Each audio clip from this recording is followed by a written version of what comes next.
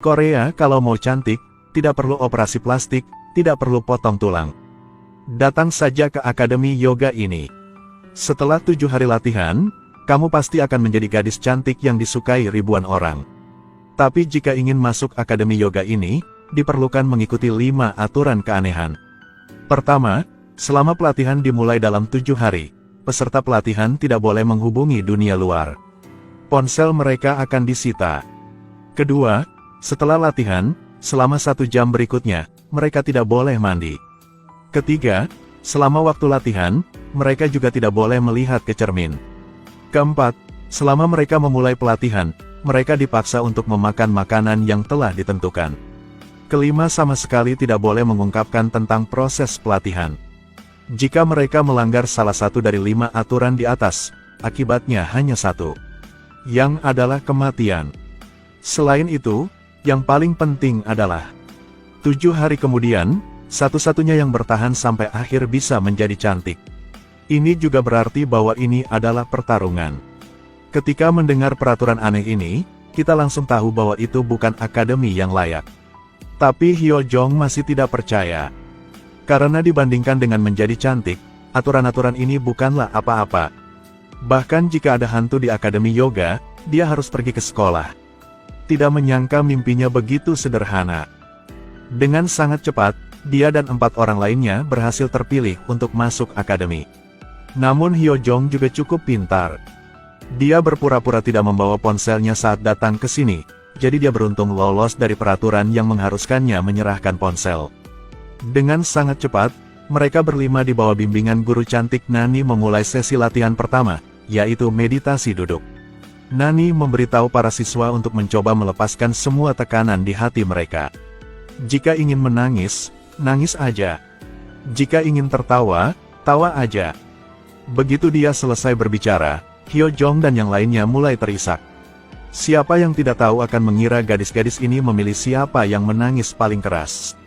Namun selama 2 hari berikutnya, perkembangan pembelajaran cukup lancar. Kedamaian ini hanya untuk membodohi mereka. Hanya hari ketiga adalah awal dari bahaya.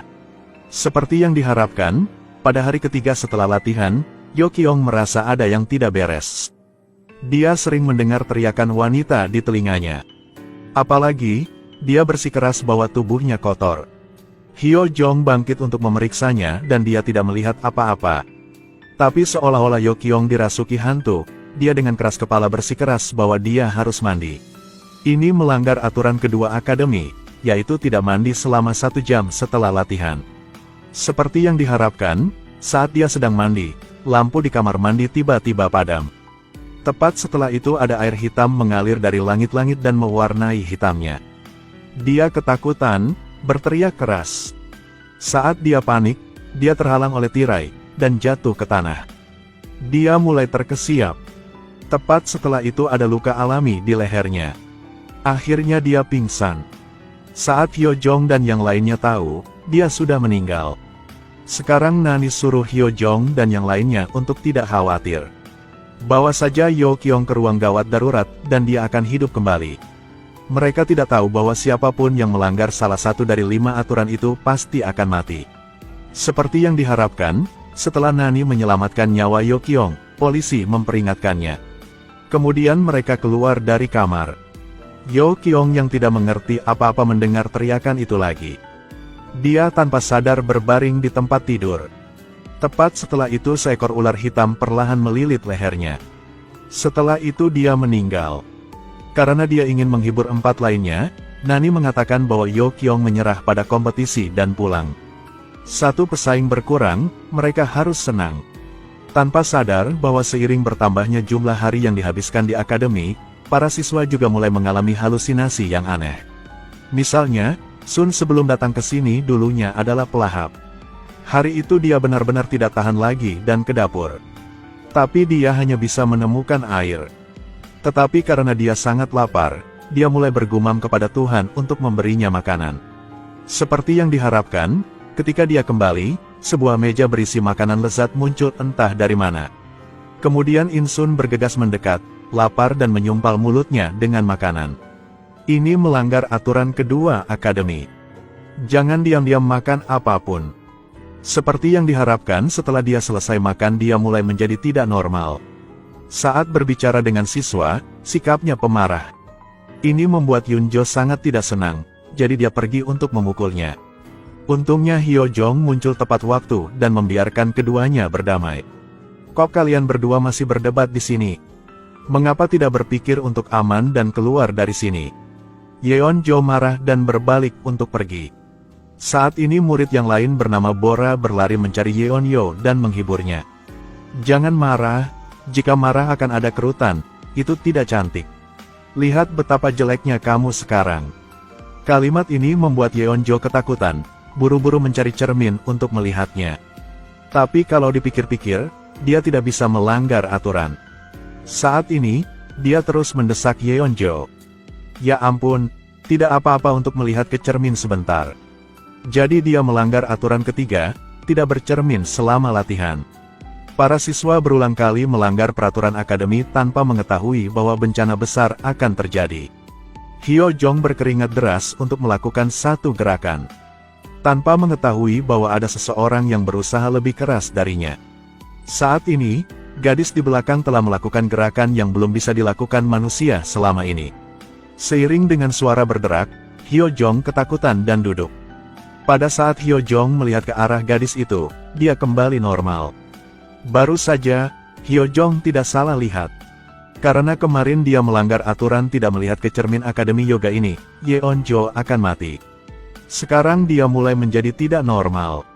Seperti yang diharapkan pada malam itu, pandangannya mengembara ke ruang tamu. Dan di sini, entah dari mana, sebuah cermin muncul. Yeonjo yang anggun mulai jatuh cinta pada kecantikannya di cermin. Tapi beberapa detik kemudian bayangannya di cermin berubah menjadi wanita tua yang jelek. Dia benar-benar hancur dan terus berteriak. Bukan aku. Kemudian kekuatan tak terlihat menyeretnya ke koridor yang gelap gulita. Dia menempel ke dinding. Tetapi akibatnya, lehernya terpelintir di tempat. Yeonjo menghilang begitu saja dan seseorang muncul lagi. Orang ini adalah Bora yang menghasutnya untuk bercermin sebelumnya. Melihat satu pesaing berkurang, jadi Bora hampir tertawa. Pada akhirnya, yang bisa dibuat cantik hanya dia. Yang lain harus meninggal. Tidak peduli bagaimana dia menghitungnya, dia tidak dapat membayangkan bahwa hari ini akan menjadi hari kematiannya. Memang, dalam kegelapan ada tawa wanita. Tepat setelah itu cermin lain bergerak di depan mata Bora. Tepat ketika cermin berada di depan wajahnya. Dia takut untuk bergerak. Tiba-tiba kekuatan jahat itu menyeretnya pergi. Dia juga meniru Yeonjo, menempel di dinding. Tapi jelas ini tidak berguna apapun. Akhirnya, Bora juga meninggal. 2 siswa meninggal dalam 1 hari. Hyejong tidak mengerti apa-apa. Mafia game juga tidak bermain seperti ini. Hyojong berpikir cara terbaik adalah melarikan diri sekarang. Jangan menunggu sampai tidak hanya tidak bisa menjadi cantik, tetapi juga kehilangan hidup. Jadi dia mengeluarkan HP yang dia sembunyikan dan menelepon teman. Akibatnya, sebelum Hyojong selesai berbicara, ujung telepon menemukan suara melengking, cukup membuatnya takut untuk membuang teleponnya. Tanpa diduga, Insun tiba-tiba muncul. Dia ambil HP-nya, dan berniat membawanya ke Nani untuk mencela Hyojong.